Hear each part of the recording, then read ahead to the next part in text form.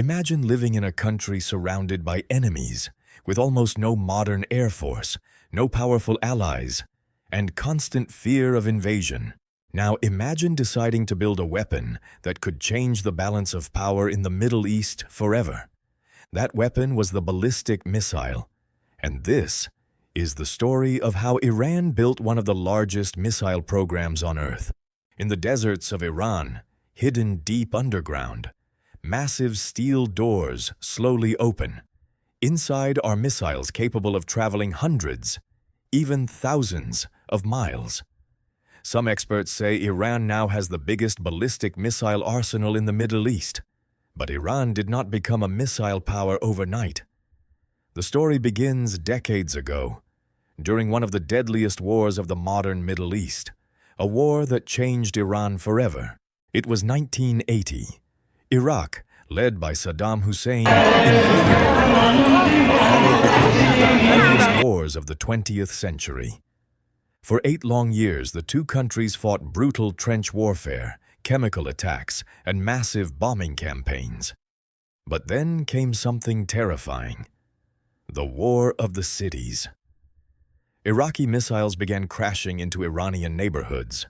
Apartment buildings exploded, schools were destroyed, families slept underground in fear. Iran desperately needed a way to strike back. There was one problem: Iran's air force was collapsing. After the 1979 Islamic Revolution, many Iranian military officers had been removed, and U.S. sanctions cut off access to spare parts for American-made fighter jets. Iran suddenly realized something shocking. Without missiles, it was vulnerable. So Tehran started searching the world for help, and eventually, help arrived. In the mid-1980s, Iran secretly acquired Scud missiles from Libya. Later, North Korea became one of Iran's most important missile partners. North Korean engineers shared designs. Technology moved quietly across borders. Factories were built, and Iran began learning how to reverse engineer foreign missiles into its own weapons. One man became central to this mission: Hassan Tehrani Moghadam. Today, many inside Iran call him the father of Iran's missile program. He believed missiles could protect Iran from future invasions.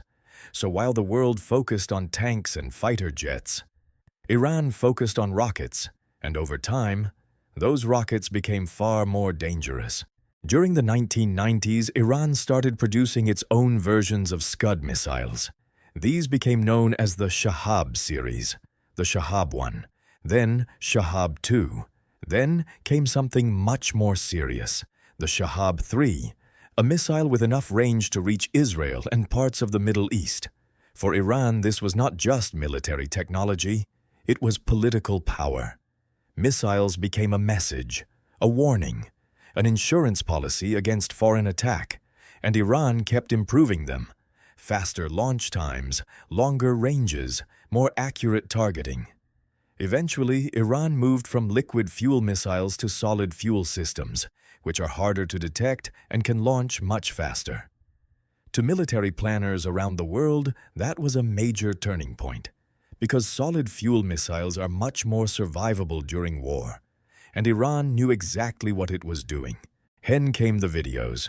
Iranian state television began showing giant underground tunnels filled with missiles, rows upon rows of weapons hidden deep inside mountains. The world started hearing a new phrase: missile cities. According to Iranian officials, some of these underground bases were built hundreds of meters below ground. Why underground? Because Iran studied American military strategy carefully. Iran watched what happened to Iraq in 1991 and again in 2003.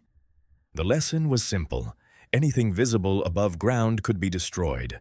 So Iran built a missile network designed to survive airstrikes: mobile launchers, hidden tunnels, mountain bunkers, decentralized command systems. The goal was survival. Even if Iran were attacked, missiles could still launch, and that idea became the core of Iran's military strategy. Most countries rely heavily on advanced air forces. Iran does not. Decades of sanctions made it difficult for Tehran to buy modern Western fighter jets. So Iran invested heavily in asymmetric warfare, drones, proxy groups, and ballistic missiles. To Iranian leaders, missiles became the great equalizer, a cheaper alternative to a modern air force, and a weapon capable of threatening U.S. bases, Gulf oil infrastructure, or Israeli cities. Today, analysts believe Iran possesses one of the largest missile stockpiles in the region. Some systems reportedly have ranges of around 2,000 kilometers. That dramatically changed the strategic map of the Middle East, because suddenly, Iran could reach targets far beyond its borders. But there is one reason the missile program scares the world more than anything else: nuclear weapons. Iran insists its missile program is defensive, and Tehran says it does not seek nuclear weapons. But Western governments worry that long-range ballistic missiles could someday become delivery systems for nuclear warheads. That fear has fueled decades of tension between Iran, the United States, and Israel. Sanctions increased, covert operations expanded, scientists were assassinated, cyber attacks targeted Iranian facilities. And yet, the missile program continued growing. In many ways, missiles became a symbol of national resistance inside Iran, a sign that the country could survive isolation and pressure. In recent years, Iran's missiles have moved from theory to real battlefield use. Iran has launched missiles toward targets in Iraq, Syria, Pakistan, Israel, and against U.S. forces in the region. Missile attacks and drone warfare became central to modern Middle Eastern conflicts. At the same time, missile defense systems like Iron Dome, Tha'ad, and Patriot attempted to stop them in the sky. And this created a new kind of arms race: missiles versus missile defense, attack versus interception, underground launchers versus satellites and surveillance drones. The battlefield was evolving rapidly, and Iran was right in the center of it. Even after major airstrikes and sabotage operations, experts say Iran's missile infrastructure has repeatedly recovered. Factories can be rebuilt, mobile launchers can move, underground facilities are difficult to destroy completely. That resilience is exactly why the missile program remains one of the most important security issues in the Middle East today. Because missiles are no longer just weapons, they are strategy, politics, deterrence, and survival. From the ruins of the Iran-Iraq War to underground missile cities hidden beneath mountains, Iran transformed itself into a missile power few predicted decades ago. To supporters inside Iran, the missiles are protection against foreign threats. To critics, they are one of the biggest dangers to regional stability. But no matter where you stand politically, one thing is clear: the story of Iran's ballistic missiles is really the story of fear, survival, power, and the future of warfare itself. And that story is far from over.